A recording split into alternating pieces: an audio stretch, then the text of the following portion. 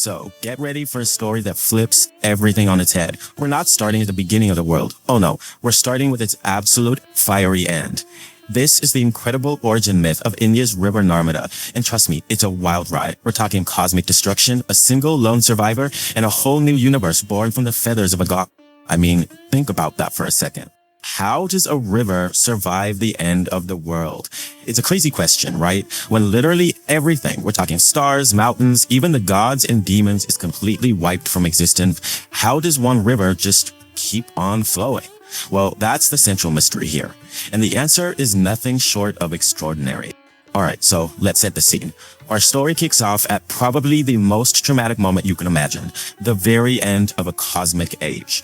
We're talking total, complete annihilation. So we find ourselves at the end of the third great cosmic cycle, what's known as Yuga. And you've got to understand, this isn't some random natural disaster. No, this is the scheduled cyclical end of everything. The universe is literally about to hit the reset button. And who's in charge of this cosmic reboot? Well, it's Lord Shiva, but not as you might picture him. He takes on his most terrifying form, Kala, the very embodiment of time and destruction. And he doesn't mess around.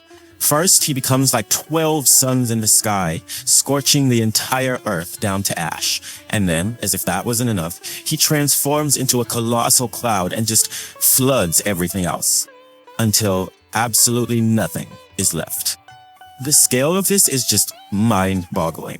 I mean, try to picture it. No land, no mountains, not a single star in the sky.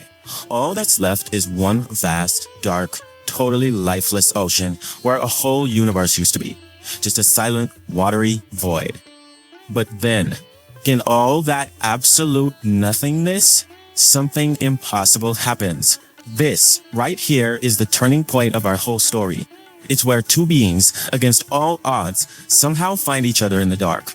Okay, so for 1,000 divine years, can you even imagine that? A lone sage just wanders this endless ocean, meditating, and then, all of a sudden, shattering that silent monotony, a magnificent creature appears out of nowhere.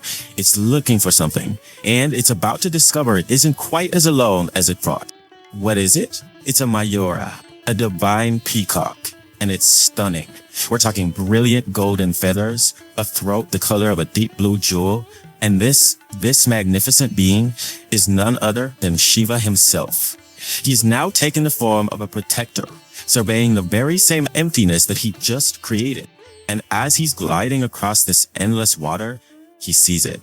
Or rather, he sees her, the impossible. It's a river separate from the ocean, churning with life, whirling with its own waves and currents. A living, breathing entity that somehow, some way, survived the end of everything. Shiva, in his peacock form, is just stunned. He can't believe his eyes. He approaches her, and you can almost hear the awe in his voice when he asks, "Who are you? How in the world did you survive when everything else has perished?" I mean, think about it. Even he, the one who destroyed and creates worlds, is blown away that she managed to endure his cosmic fire and flood. And her reply? It's just incredible, so powerful. She introduces herself as Narmada, and she tells him, essentially, "With your grace, I'm immortal. I can't die." But she doesn't just stop there. Oh no. She looks out at all this emptiness and basically tells the creator god to get back to work. She says, "The night is over. It's time. Create the universe again."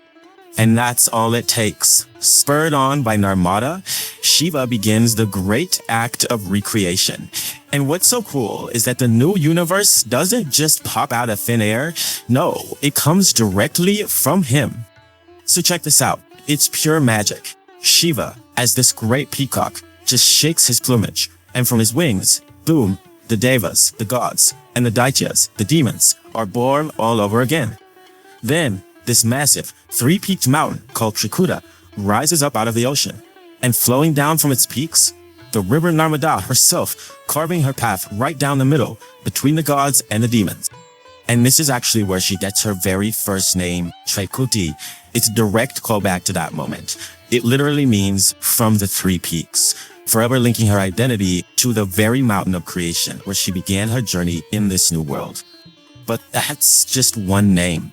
And here's the really fascinating part. Every single one of Narmada's many, many names isn't just a label. It's like a mini chapter in her story, each one telling you something about her power and her personality.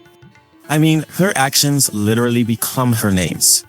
For example, they call her Revava, that means the reverberating one, because of the powerful sound she makes carving her way through the mountains. She's also known as Vipapapa, the remover of sins, because she cleanses people of their curses. And she's Mahati, the Great One, a name she got because Shiva himself lifted her up with incredible speed. One of her most profound names, though, has to be Kripa. It means sympathy or compassion. And this name points to her power to free beings from samsara. You know, that endless, often painful cycle of death and rebirth. The idea is that just by touching her waters, you're offered a path to ultimate spiritual freedom. How amazing is that?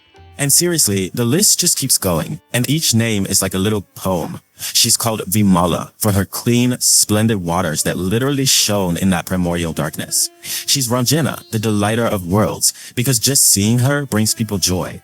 There's Shona, a name that comes from sacred drops of water that fell from Shiva's own trident. And get this, Vayuwahini, the carrier to heaven, because she's so holy that even the grass on her banks gets elevated to a higher plane.